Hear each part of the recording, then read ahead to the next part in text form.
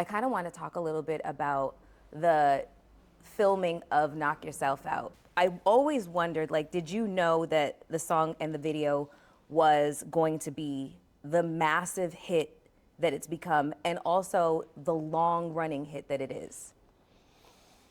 No and no. Of course, anytime you get Pharrell production, it's usually something that is usually a hit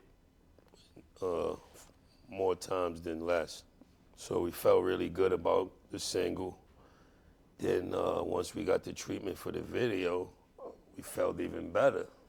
Then once I found out they got you to be the lead girl in there, that was like a no-brainer. And we did a portion of We Gonna Make It at the end of that one. So Yeah. that put the world onto that. Yeah, most And people. it just worked out good. I ain't think it would do what it did, but it worked out pretty good for both of us. Yeah, I remember when I got the call to do Jadakiss's video, I was like, oh, it had to have been We Gonna Make It. And they were like, no, it's Knock Yourself Out. I was like, huh?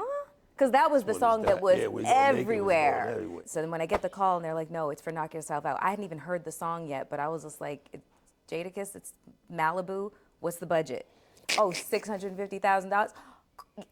Yes, you're paying my rate too, right? Yes, I'm there.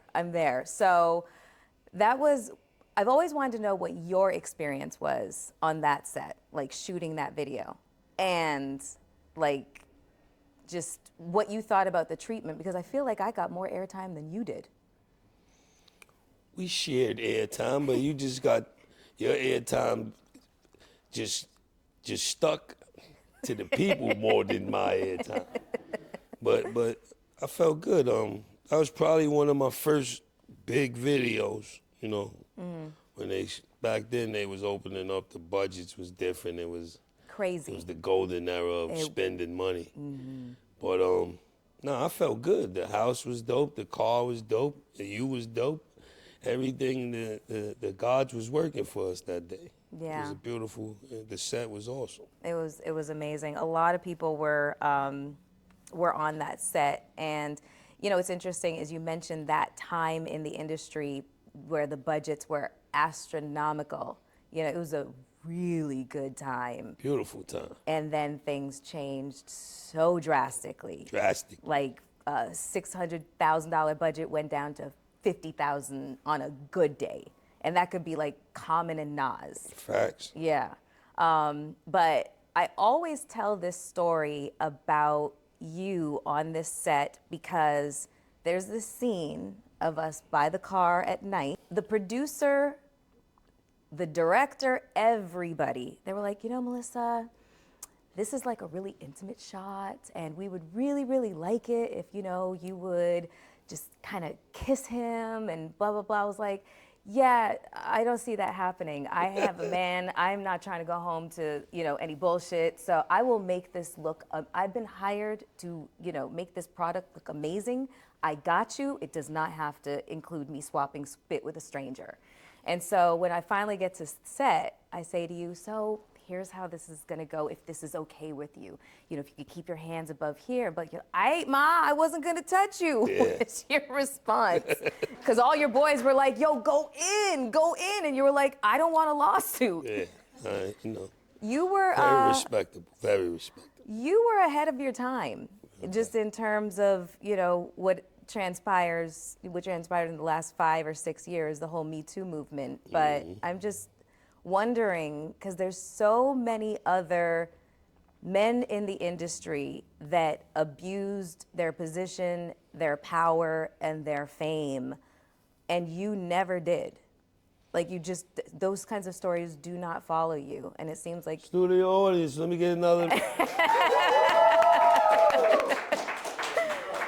You just have always come across as a morally upstanding dude in an industry that is the most chauvinistic, misogynistic, just sometimes disgusting, you know, place to exist. How?